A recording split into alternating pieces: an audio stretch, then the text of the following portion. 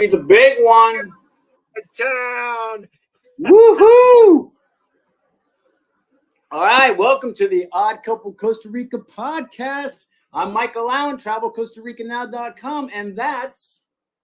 Hey, I'm Alan Reshard with Off the Grid Homestead. And look, man, welcome back, Odd Couple Costa Rica. Hey, look, you know what, my buddy over there, he knows travel. So if anybody's going to hook you up with travel, that dude can do it. And look, if you've been looking, can't get your answers for something, anything about Costa Rica, well, you can always schedule your own consultation, and we'd be more than glad to help you out. Links are always in the description below, so make sure you let us help you. All right, we got a hot one today, man. We got a guest. We got a special guest. We're going to get to him in about a couple minutes. But first, Alan, haven't talked to you, dude. What's going on? How was your week, man? Man, my week has been tough. Of course, as you know, last week, because, hey, I don't judge anybody, but my personal ethics, because I was military police for 6 years, I just won't bribe anybody. I tell you what, I'm wishing right now that I would have bribed somebody because, man, it's been hell trying to, trying to find a place to go get my plates. I can't drive. Man, it's been a tough, if I'm a tech guy. Yeah, I know. I hate everything in Costa Rica slow. It takes forever. The websites don't work. So, yeah, it's been hell. But next time you're riding with me because I want you to pay the bribe, dude. How about you? How was your week?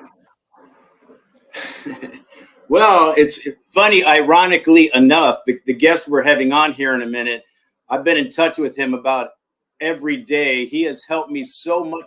I tell you what, if this guy didn't exist, I wouldn't be here anymore. I literally would not be in Costa Rica. He has helped me so much in my banking ventures, these never-ending hoops you have to jump through. And I have to jump through them because my travel business is, I don't know what's going on this year, but it's off the hook. I'm selling packages after packages. And the bank's like, they have to approve. Oh, you've gone over. Too many people have bought your travel packages. It's a nightmare, dude. People that live in the States or Canada don't understand how bad the banking can be as far as business goes. But anyway, this guest has just been on my hip this all week. Help me, please help me. I wouldn't be getting any of this done without him, man. None of it. So anyway, cheers. That's why I brought out the big cup, Alan. I brought out the big cup. Well, it's good to make connections, and that's the most important thing. Oh, and, I almost forgot to say, hey, everybody, I think knows by now that, hey, our event has sold out. So, dude, sold out. And so I've been working really hard on getting the new dates for the new event. Of course, I got to really work hard, with our venue. And, everybody knows by now that Sunset Del Mar is our venue. And look, it's a 5-star resort. So I got to work closely with them to get the dates so that we can get people here. But look, I'm this close. I think this time next week, I'll have the dates for our next event, which means, hey, I don't know about what you're thinking, Mike, but I'm thinking it is going to sell out faster than this one. So if you are thinking about coming to Costa Rica, you most definitely want to check the link below so you can reserve your seat. Okay. And look, the important thing is just reserving the seat. You pay for the ticket. The hotel will call you, arrange for the room. Obviously, the sooner you get the room, the better a room you get because you can choose whether you want. Mike will sell out his beachfront room and let you have it.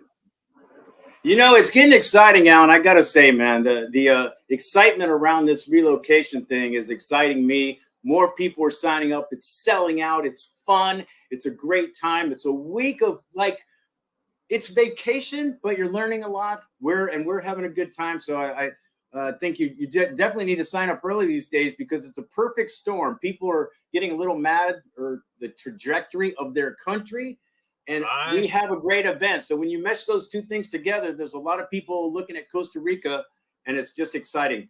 Anyway, let's move on. So without hesitation, we're going to bring on Johnny. Yes, he's our medical, dental guru, tourism insurance guy. And we might touch on that today. We might touch on a little bit. But actually, we're gonna shoot. I don't want to say shoot the shit about kind of what he sees. Where's Costa Rica going? How's he see the United States going? Kind of what me and you've talked about, Alan, but maybe a different perspective. You know, Johnny's Tico, kind of raised in the United States, so he's got this great perspective of meshing the two countries together. And without further ado, I love your hat, Johnny. That's so nice. Thank you. Very nice. Now, before we get going, we're getting a little bit of feedback that's coming from your mic, Michael. So wait a minute, I'm hearing. Let me check mine now. And so, what we might need to do is we might need to mute ourselves if we're not saying anything, because we had this problem last time when it was three-way. But hey, before we pull Johnny in and before we get the first question, it's really important for our guests to know, hey, Johnny is a half-breed. It's a good thing because he is a Tico and an American. And so he really has some special pull because of that. See, when you're a Tico, you've got rights that I will never have, that Mike will never have.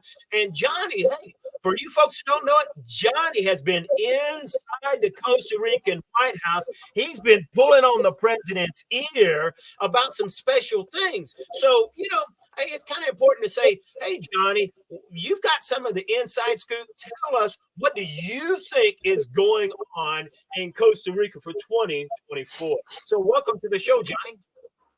Hey, thanks for guys having me. I'm glad you guys put me in. But, you know, I think we talked a lot this week, huh, Michael? Maybe too much. Yeah, but it's all good. We choose to live in a country that gives us that quality of life. So sometimes not everything's perfect, right? So we were kind of talking, me and Alan have had this discussion about like the trajectory of other countries. People are a little upset where their country is headed, whether they're Democrat, Republican. We don't need to get into all that, but some people are just upset regardless.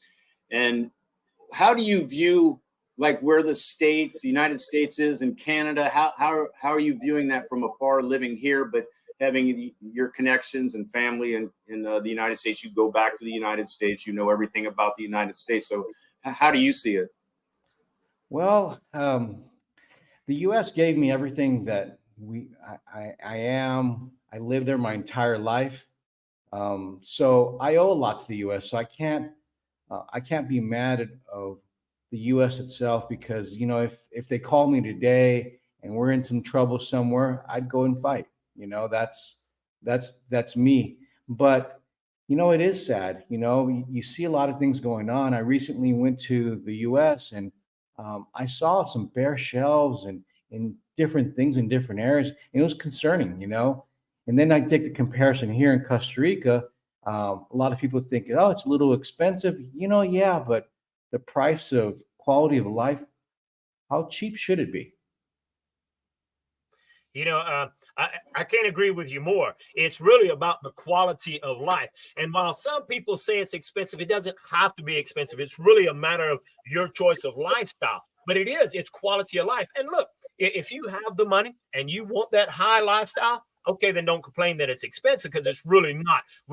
Mike and I both live very, very affordably, but you know what? I love my lifestyle. And not everybody wants my lifestyle, and that's okay. If you want a better lifestyle, awesome for you. But you're right, Johnny. It's all about lifestyle. What you think, Michael? Well, I don't, that quality of life, I don't think people that don't know Costa Rica don't understand the hamster wheel effect. They don't even know how fast their hamster wheel is going in the United States until they live here, because you go from 100 miles an hour to 0. You have this surrounding to do what you want to do, to be who you want to be, so yeah, maybe something's more expensive over here, but it's not quality of life. It's like a comforting pillow, man. It's just surrounds you with nature and peace of mind and simple life and all that. And you don't understand that until you come from chaos, like a more, the chaos of living in the States or a first world country or whatever. I don't think people understand how just, man, it's just, Mike, you make up a good point. You know what happens sometimes is, and I find it with a lot of people, especially with the patients we work with, is that they try to simulate the U.S. living and bring it here. I want to have my same Doritos that I have in the States, or I want to have my Johnson sausage that I used to have in the States. And it's you're going to have it. But if you take that same sausage and you get some other type of sausage local, it could be more affordable. But we take a lot of things, and I'm not going to tell you that that I don't do it. I bring my Hostess donuts when I can, my little powdered donuts. It's my kryptonite. But hey, you know what? It's who we are sometimes.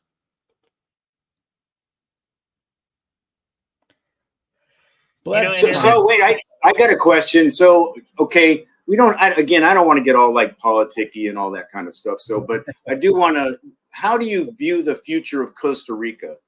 And maybe it'd be a little political because there is, there's the WHO, there's the monetary fund people and all the borrowing of the money, and there's a little bit of crime, in the uptick. And so how do you see Costa Rica? What's the trajectory of Costa Rica, do you think?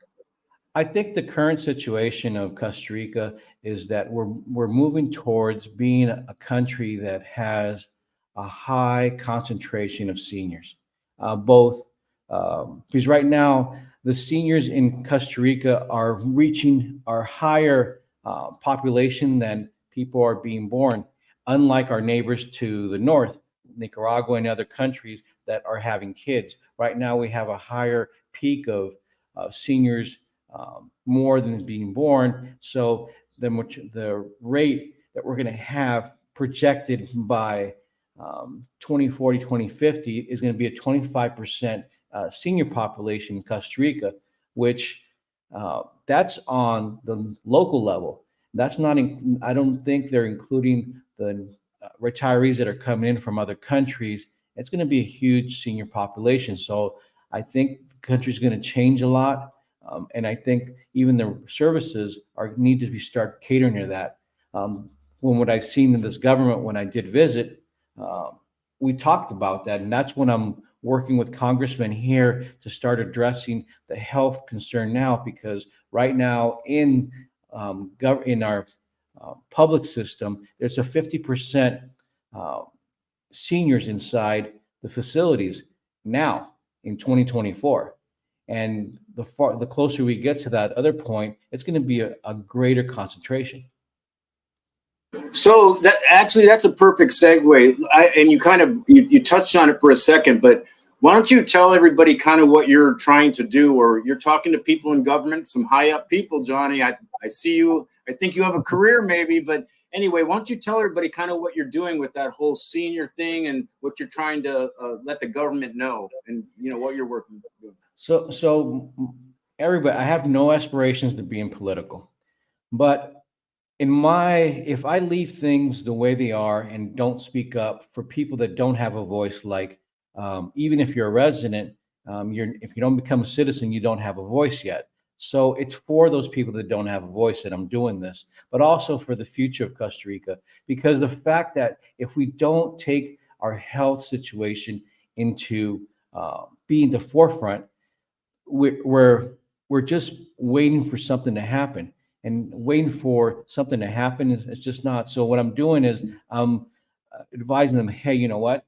We have this situation, the way you have the healthcare system, which is very good, but the population's growing. You can't have a funnel. You can't have something that comes in and can't leave. There's more that's coming in that's leaving. So they have a system here, a 3-level system of healthcare. It's level 1, level 2, and level 3.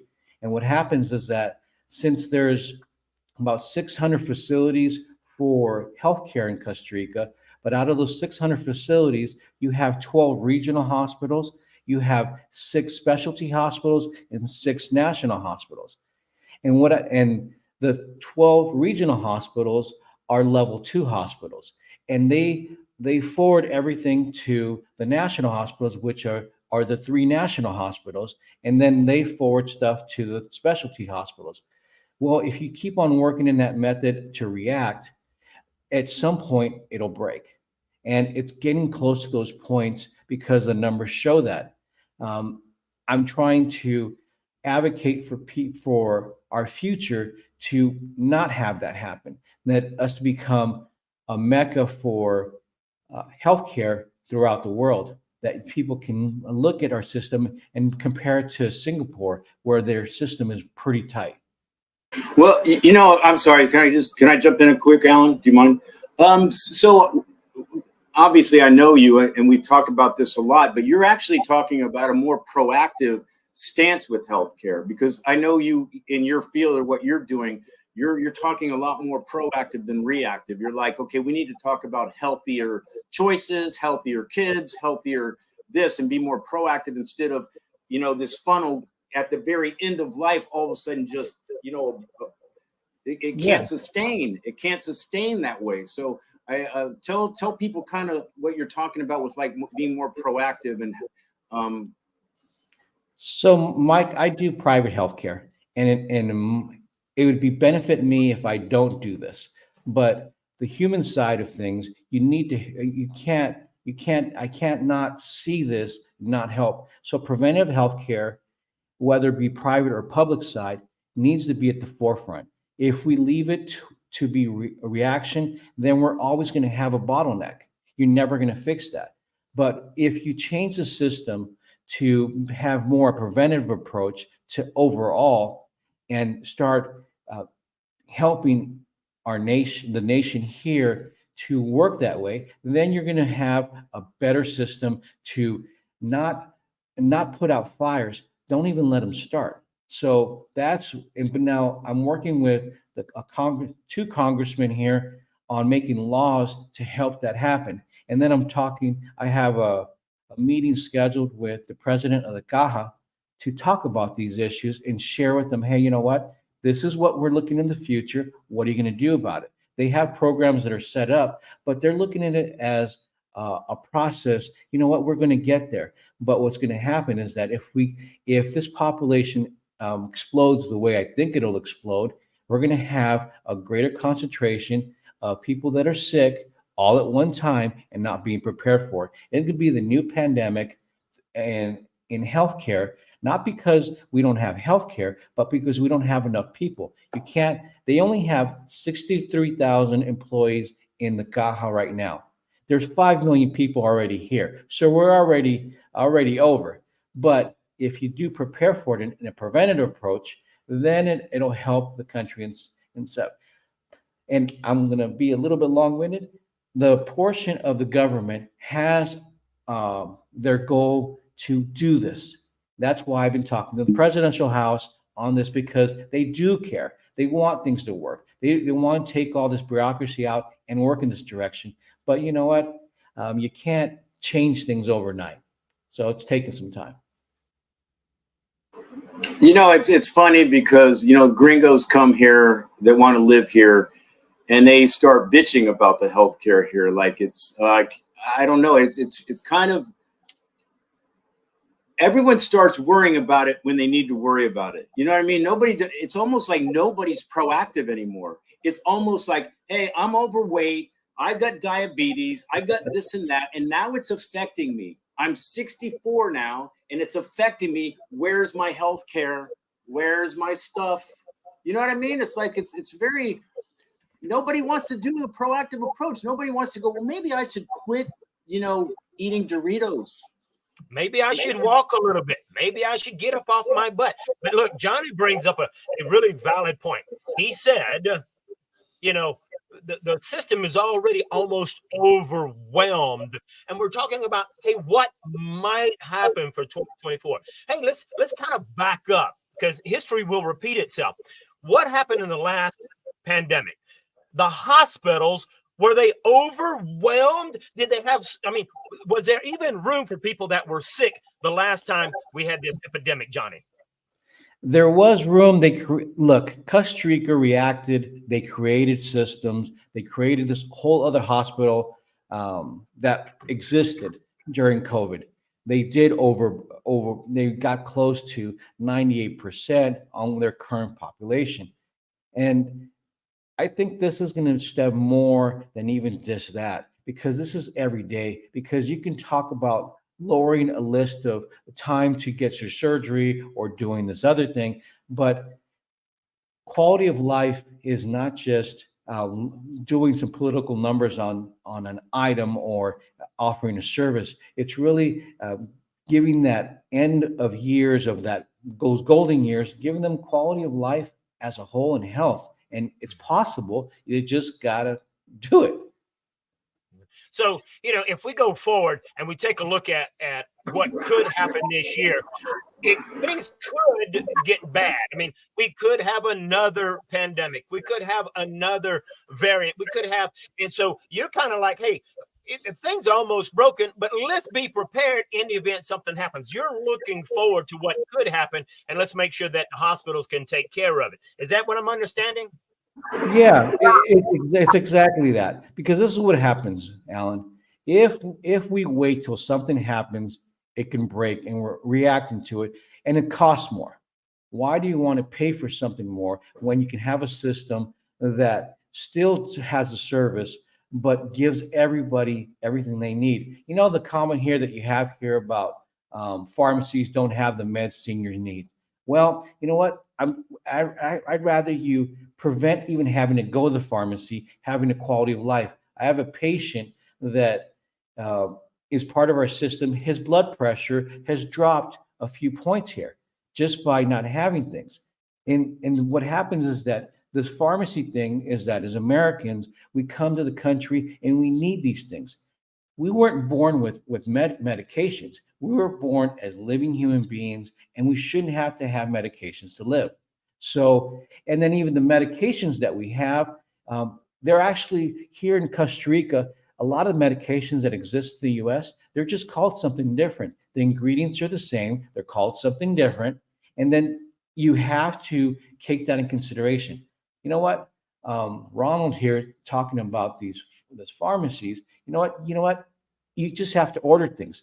Not all pharmacies are the same. There's actually five chains of pharmacies here in Costa Rica, and two of them have the majority market. One of them has 70%, the other one has 30%.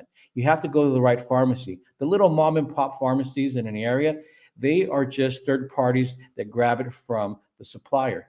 A lot of times, all you have to do is ask for stuff, and then it goes to the Ministry of Health to get approved, to get things like opioids. It's not, opioids are illegal here in some places, but you can bring them in for certain reasons. But I don't want to hear too much on pharmacy. Wait, I want to jump in here. This is why we have you on. Dude, you are the most knowledgeable person in this field that I've ever talked to, whether it's Tico or Gringo. And I remember, dude, you took me to my TRT treatment. We were at the pharmacy and you said, let's walk 2 minutes to another pharmacy and it's going to be $40 cheaper, whatever it was. And I said, I just want to pay for it now. Mike, let's go. Let's walk to the pharmacy. Trust me. We walked 2 minutes outside to where I got my, outside from the doctor to a pharmacy, and it was $40 cheaper. And this is why contacts are important. See, Ronald doesn't, I totally understand Ronald's comment because he doesn't know really. There are different medications. You can get the medications here. They're here. They're not that third world here. You can get your stuff. You just need to know. And this is why I love having you on, because again, contacts. And you, dude, you're like the most knowledgeable person in this field. It's so crazy how much you know about this insurance and healthcare and medical tourism, dental tourism, man. So, well, matter of fact, Johnny is so knowledgeable that we actually have Johnny speaking at our relocation retreat, because we want only the experts that know what they're talking about, not just talk the talk, but walk the walk. And Johnny does. So, Johnny's at our relocation retreat. He's talking about all that. Now, you know what? And it's exactly what Johnny says. Hey, the medications are here. But hey, Ron, medications go by a whole bunch of different names. You know what? Tylenol is just a name brand. Motrin, it's just a name brand. Okay. So you just got to know what it is. And look, Shelly says, brings in a very, very good point. Shelly says a lot of senior health issues can be alleviated with a change of lifestyle. Hey, look, I'm a certified personal trainer, and I've trained people and teach people that, hey, exercise and nutrition will get you off the majority of medications. Exercise, nutrition, the majority of medication you won't have to ever worry about. Big point. You know what? Can I jump in real? I want to say something that I've just kind of learned. You know, my brothers, I have two brothers. They're on statins because their cholesterol is high. Well, I started, and they go, "Well, Mike, you're a brother, so you're probably high too because it's genetics." Well, so I started doing a deep dive. I went down the rabbit hole of statins. Do you know prescribing statins is $1 trillion industry? It's the biggest money maker for pharmaceuticals. And now the findings are coming out that they're not telling you is cholesterol is not the thing with the heart. The heart problem is mostly due to diet. And so this whole statin thing, they're not gonna renege on that. They're not gonna say, you know, you really don't need the statins. If you change a little bit of your lifestyle, you don't need those statins. It's $1 trillion industry a year. They're not going to stop. They're not going to stop, you know, with their prescriptions of statins. But you can do your own thing. It's not about cholesterol, really. But again, if you guys don't believe me and you're like, well, Michael, it's statins. I have bad cholesterol. I don't want to die of a heart attack. Maybe do a little bit more research, just a little bit more research. And I think you can get off those statins, guys. But they're not going to, the doctor's never going to say no to that. Hey, look, you know, the pharmacies, doctors, they're all going to tell you, oh, it's genetics. The reason you're 300 pounds is genetics. Well, I'm telling you, that's a lie. Okay. There may be an ounce of truth in that, but no. The reason you're having these issues is not genetically. The reason you're having these issues is because of your lifestyle. And when people begin to learn that and do exactly what you're saying, Michael, do a little bit of research for yourself. You're going to find out it's not nearly as much genetics as it's about the lifestyle or what you're putting inside that mouth. You know what? You guys bring up a really good point. I have people come in the country, and if you start going into those farmers markets, which I love, and you start eating some of that real organic food that you're not paying an increased amount of money for, you're going to start feeling better. We come from a country, well, I come from a country in the US that we eat a lot of processed foods. And if you start changing your diet, you start going to these farmers market, eating better, not eating out so much. And I live farther out in San Carlos, so I have this farmer's market, and the backyard is where the food is grown. So we have a better diet. You know, and you're going to find that when you live out here, if you start going to the farmer's market on those Thursdays and Fridays, you're going to have a better cholesterol. People, I love it when they tell me, you know what, I don't have diabetes anymore, because they have not had issues here. Their stress levels drops because they're not worried about the things that we have in the U.S. that it's just noise. You know, you came to this country for a reason. Take it easy. Not everything has to happen right now. You're not in the race. When you come to the country, it's not a race anymore. You made it. Your golden years, enjoy them. Don't worry about how long it takes. You know, how many countries do you go to, when even in the U.S., that you have headline privileges? You know what? As seniors, you come here, you have headline privileges in public and private places. You know what? That's cool. You know, for me, that's a sign of a country that shows their seniors that respect and who laid the great brickwork. That's one of the things I love about the place. I wish a lot of people would adopt that. I hope it continues in the future, and it should. And you know what? You bring up another good point in that, you know, people finally, they're talking about the connection between stress and anxiety and the connection it has with cancer and rheumatoid arthritis and stuff. It was always this disconnect. You just need this medication to fix this thing. It's mind and body together. Without the mind, you got a shitty body. Without the body, you got a shitty mind. You know what I mean? So they're finally starting to make the connection, like how you live your life. Stress levels are huge. Bring down your stress, and you will alleviate some of your health problems. There's a big connection, and they're finally starting to talk about it, which is nice. But it was always a disconnect between mind and body. We all know that it's this. It's got to be this. It can't be this. It's got to be this. And so if you can do that proactive thing about bring down your stress, a little bit more of this, simple life, better diet, you're gonna alleviate a lot of issues that a lot of people are going through now because of their stress levels, because of their hamster wheel mentality of, oh my God, I got to get this done. I got to get this done. I got to get this done.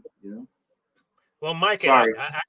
I gotta take it. I gotta take it to the next level there, because you're right. It is mind and body, but it's soul. So whatever you believe in, it goes back to what you said. You got to take care of that mind. You got to take care of that body. You got to take care of that soul. You got to have that meditation time. You got to have that time where you can chill. Because if you don't, it goes back to being on that stinking hamster wheel where you're stressed out constantly, and all you're doing is you're letting the stress, you're letting the crap, and man, that will just mess you up. So yeah, I agree 100%.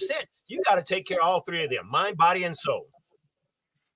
I'm going to go back to this portion you guys talk about all this.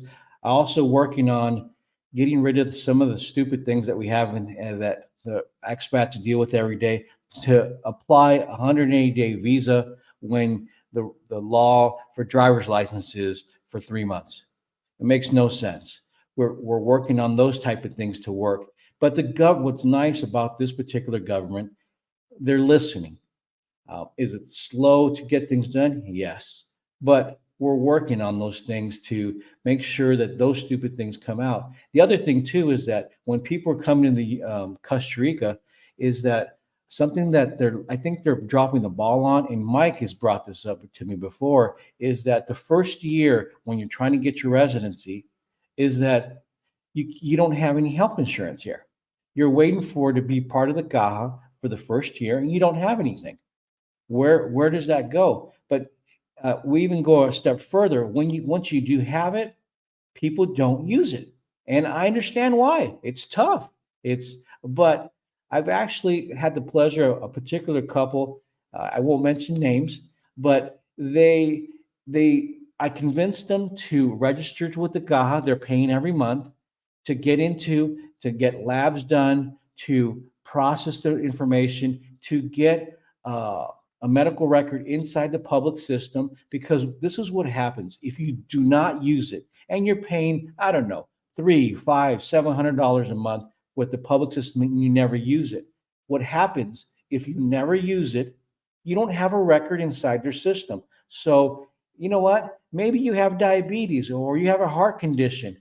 When they take you into the facility, an emergency, something happens, they let you sit there on a stretcher because they don't know that they need to take care of you for diabetes. They don't need to know they give you medication for high blood pressure, because you are, as far as they know, a totally healthy person because you never use the system. You didn't let them know. So you can't blame a system unless you use it. Yes, is it heartache to get the time? But is your life worth that time to get that system? And I mess with Mike a lot about going to do this stuff but he's like, all this here. But as we get older, we have to take care of those things. So what you're saying here, Johnny, is the same thing you've been preaching the whole time, is you got to be proactive. I mean, a lot, and I think we have this issue where okay, people come here, they get their residency, they're required to pay the Caja. And look, most of the time, because I know Johnny said something that might catch people's attention, normally your Caja is not going to be $700. It's so most of the time your Caja is going to be relatively affordable. But it's like you were saying, Johnny, if I don't go in and let them know about my pre-existing conditions, then, they don't know what I need, so they can't help me. And the most important thing is, like, I think some of the expats come here, well, I'm not going to use the private system anyway. Well, guess what? When you run into an emergency, where is going to be the first place they take you? Are they going to take you to a private hospital? No. Where are they going to take you at, Johnny? They're going to take you to a public system. And I'm going to tell you why. When they take you to a public system, because there's 600 plus locations in the country. And all the major private hospitals are in the GAM area near Cartago, San Jose, and Lindora area, Heredia, where most of the population in the country is. That's where the private locations are. There's a few of them out in Guanacaste, in different areas, but they're smaller. They're level 1 hospitals, and they don't have everything. And if you're into a serious situation, they're going to fly. You're going to need to go to San Jose, or you're going to need to go to that public system. You're not going to have a choice. It's either you proactively take care of your health care, and if you get an emergency, you need to have a plan. Because if you live in Norsara, there's an emergency clinic there, urgent care, not a hospital, an urgent care. So if you think that, oh, I'm well off, I have things in place, and as Americans we plan and we do a lot of things, but you cannot plan an emergency. Those things happen. You got to know, where am I going to go? Who? And then even if something happens, what do I do next? If I pass away, how does the system work? People do not plan for those things. I know it's hard to think about, what, I'm going to pass away, but a lot of people don't think about how that happens, that you have to have a doctor declare you that you're deceased. How did that happen? Is it a homicide or not a homicide? Or maybe it was just natural causes, but you got to know what, be prepared. And part of this is taking care of yourself initially with preventative health care. And Alan, it's not in my benefit to promote to do the public system because I work in private, but you know what? It's the right thing to do. Hey, I have a question. I have a question. So, are Ticos better at death than people from the States? Oh yeah, definitely. Because I mean, I've been here 18 years, and they handle death way different. Now, they're very nice to their older people, and they always hold them in esteem, right? But for some reason, the States, we don't talk about death. We act like everything is fine until it's not. It's always gradually, then suddenly, all of a sudden, you have the heart attack, and we need to think about this thing because we knew it was going to happen, but we don't do anything about it. So are Ticos better at the plan? They have a lot of times they have family plots. Like in my own family, we have a plot in Santo Domingo, Heredia. There's a plot that the family plot goes, and that's already done. And keep in mind, here in Costa Rica, unlike the U.S., they bury people within 1 or 2 days from their passing. It's just done. It's like clockwork. They get it done, and it's actually less expensive to bury somebody than it is to cremate them. And then cremation is not available in every area. It's more into the GAM area where it exists. Not every area has a cremation center. Now, let me bring up a quick point here, because Johnny is without a doubt the expert here. And, Ronald brought up a comment here. Hey, Johnny needs to provide a list of pharmacies level 1 through 3. And, while Johnny could do that, the important thing to do is to contact Johnny. And hey, look, all you got to do is talk to either Michael or myself, and we'll send you to Johnny, because Johnny, this is what he does for a living. He helps people because he cares, okay? So you can get a consultation with Johnny, and if you got questions about healthcare, you need to be prepared. Hey, make an appointment with Johnny. Pay for that consultation so that he can help you save money, just like he did for Michael. He knows where you need to go, what you need to do. That's why Johnny's here. He's the expert, and he can most definitely help. Wait a minute. I'm going to jump in. Johnny, be quiet. Go to the bathroom or something. Okay. Johnny is a wealth of information. And what pisses me off is people, just because he is so nice, he wants to answer your questions. But you know what?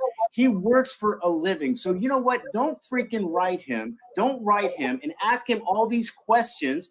Dude, did you donate to him? Did you send him some money? Did you give him $100 for the information? He knows more than you will ever know. And he's nice about it. And I get sick of him being so nice. So all you guys, you want him to make a pharmacy? Give him $200 and he'll tell you the pharmacies. All right. He's got to make a living, dude. And I get tired of people just writing him and going, "Oh, I saw you. You're so nice. I just got a couple questions. We'll fucking pay him." Sorry, I'm done.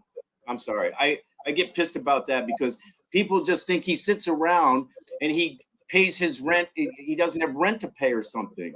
So sorry. No, I agree. And it's just, we bring experts on so that we can help educate you. But obviously, none of us work for free, okay? And while we enjoy helping you and teaching you about Costa Rica, understand you. Hey, it's all about helping one another, right? We're helping you to get the information you would never get. All right. So, hey, Johnny, you go ahead. You're doing a whole heck of a lot of stuff and you are talking to people, but this is what is so important. Tell me, Johnny, because you are Tico, you can kind of grab the ear because you're talking to them. I'm kind of wanting to know why is it they're even listening to Johnny? Because they wouldn't listen to me. Obviously, they're not going to listen to me. Tell me why is it? Because you obviously care. Why is it you're doing all of this? And why is it the president's even listening to you? Why is Congressman listening to you? Well, for the past 2 years, I've been working on this. It hasn't been just overnight. And then the last 7 months, I write them almost on a daily basis to be heard. I'm not going to stop until this issue is addressed or people listen and start changing things, because it's, as human beings, we need to take care of each other, and they have the ability to do that. And I'm never going to create a health system that is big enough to take care of everybody, but it's not going to stop me from trying to put my 2 cents into help a system that it was formed, and its purpose is to help people, not better. And it's not to badmouth or not. I'm going to keep on doing it. I am going to ask the groups and even your viewers at some point to, I'm going to give you an email address to write for my cause for everybody, so we can get these issues at the forefront with the government. Because yes, I am only one voice, but I will tell you, I'm not going to stop, because people that don't have a voice in this are the ones going to be affected. You're going to get into a situation and the country's beautiful and you're sitting in your beach home, but when it hits the fan and you need that attention, urgent care is not going to be enough. So we want to position the country into such a way that they can welcome everybody, but at the same time they can service them. And if you're charging an expat amount for healthcare, that they can use it, that it is accessible, that they can get on there. Because even I have methods to use the system that are, but we can't just count on the government's going to do it. I remember this thing that as a kid, John F. Kennedy said to the nation in one of his speeches. He says, don't ask what your nation can do for you, ask what you can do for your nation. So whether you're Costa Rican or American, you know what? We're doing, not just talking. I agree 100%. Well, Johnny's my best friend here, and now you know why. Thanks, Mike. I'll tell you both, those of you listen to these two guys here are my outlet also. This is, as Americans, we need to talk to each other, need to have those conversations to vent things out and the frustrations that on every day, but you're here for a reason. You know what?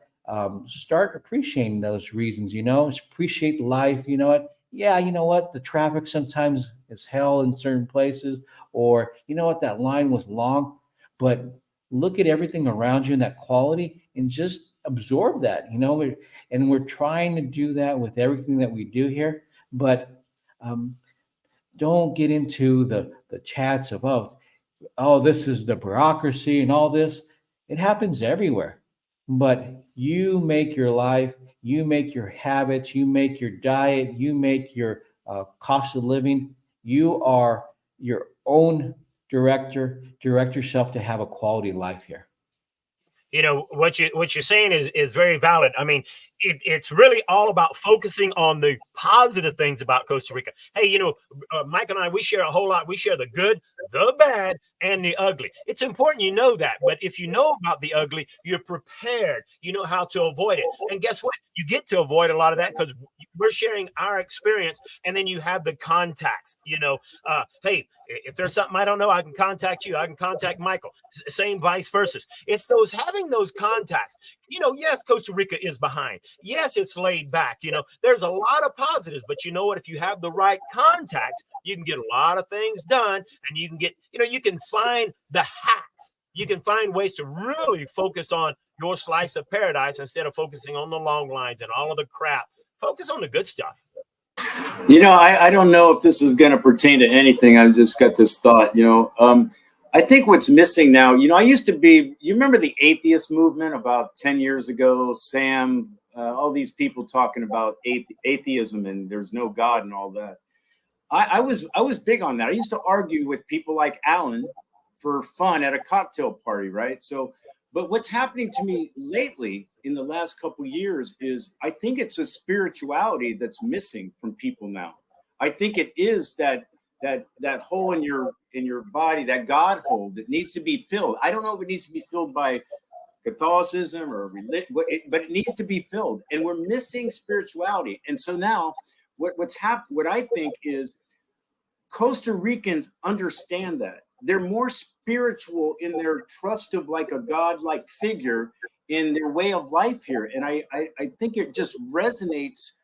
And I think the United States is missing that. I don't know if it has any relevance to what we're talking about. I'm sorry, it just kind of hit my head. And I just feel here off the hamster wheel, a spirituality, a pura vida here that the United States has left behind somewhere.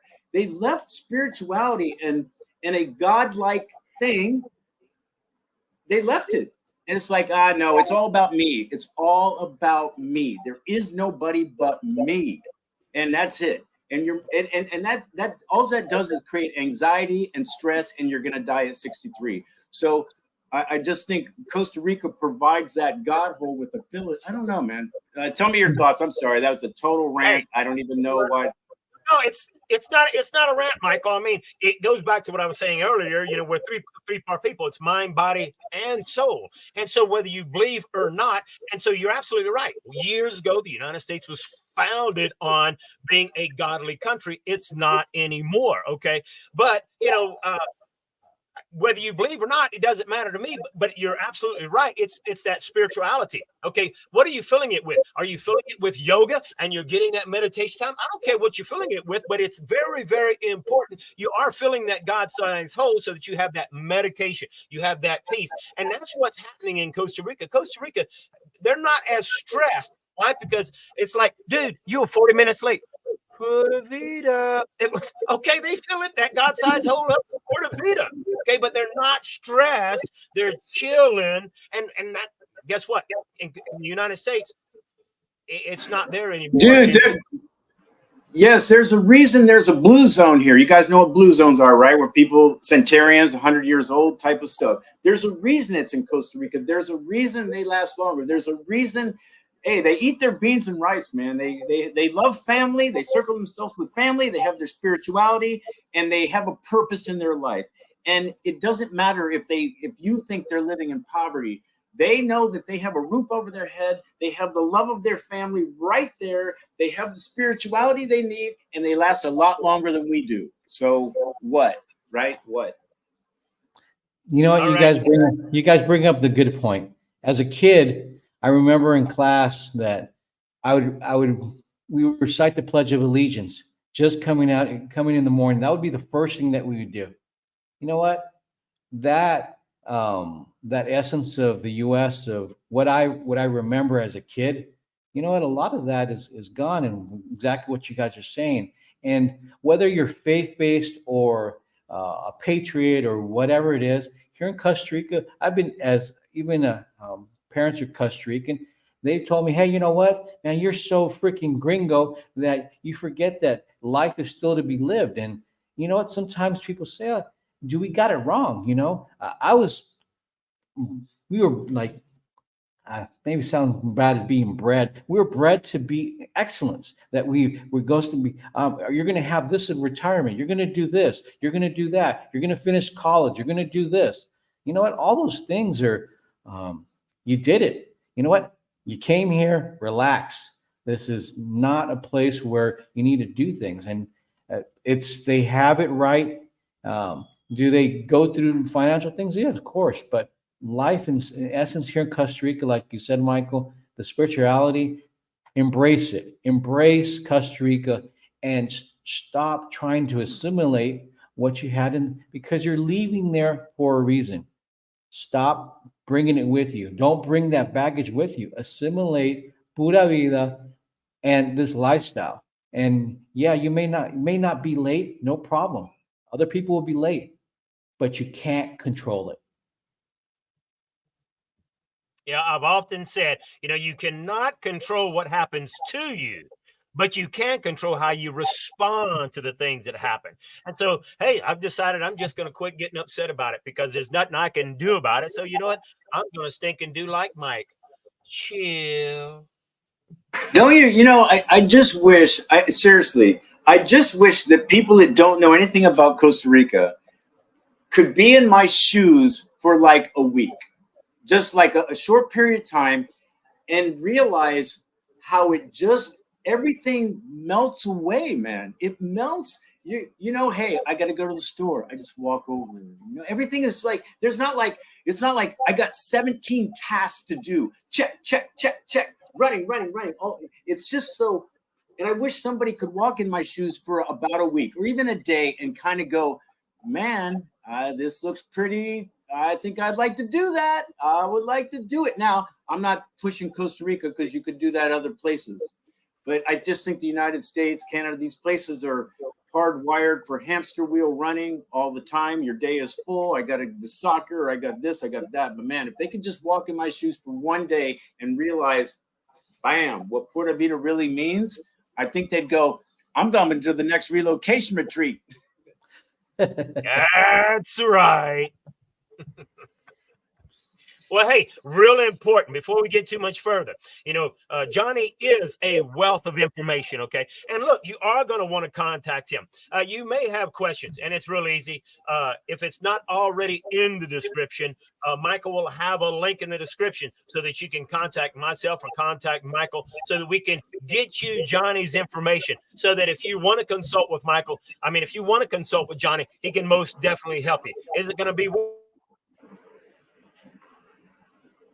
I run defense for Johnny, so you have to go through me first. I got to know what you want him to talk to him for, because I'm not going to let you just slide by and ask him about 3 million questions. So I run defense for Johnny. So you got to contact me to get a hold of him, wherever he is, and I'll let you know if I'm going to let you talk to him or not.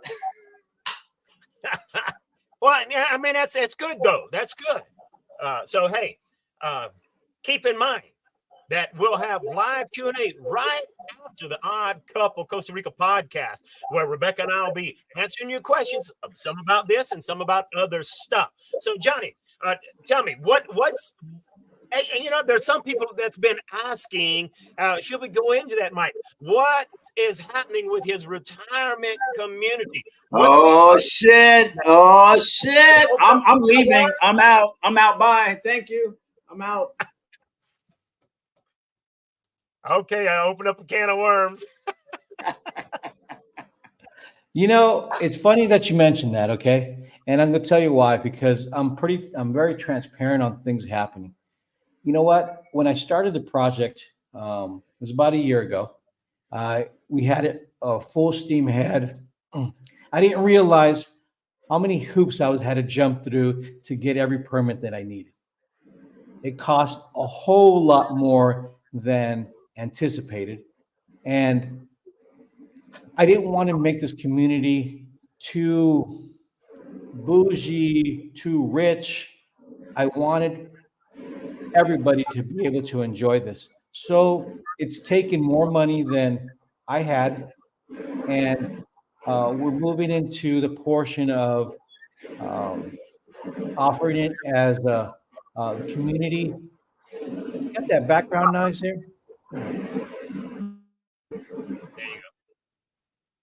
There we go. Okay.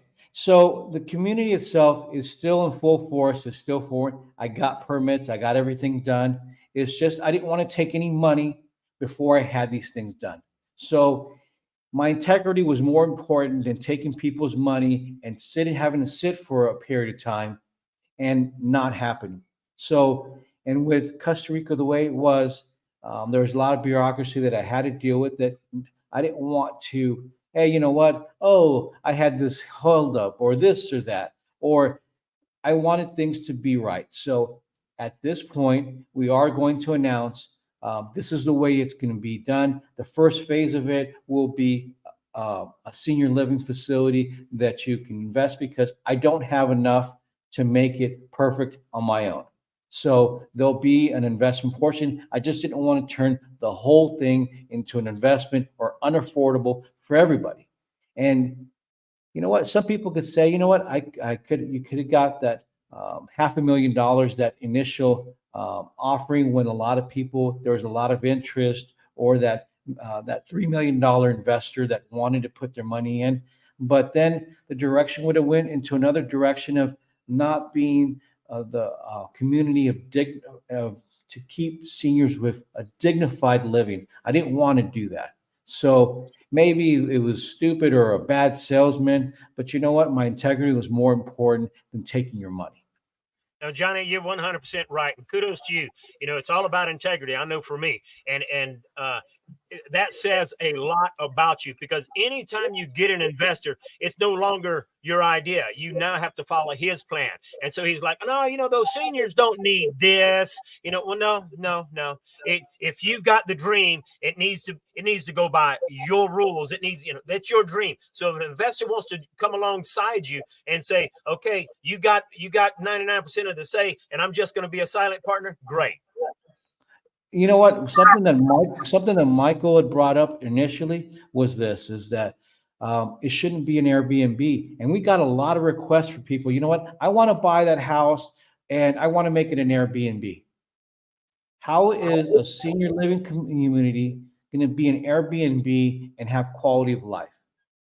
But that was an investor that would put something in there. You know what? I can do that, but it has to be separate from the community. The community was set up so people have quality of life, so that if they get dementia or they get things, they can still stay there. They can still have their own space. It's not to have a location somewhere. Your second home is fine. There's a lot of places in Costa Rica for a second home.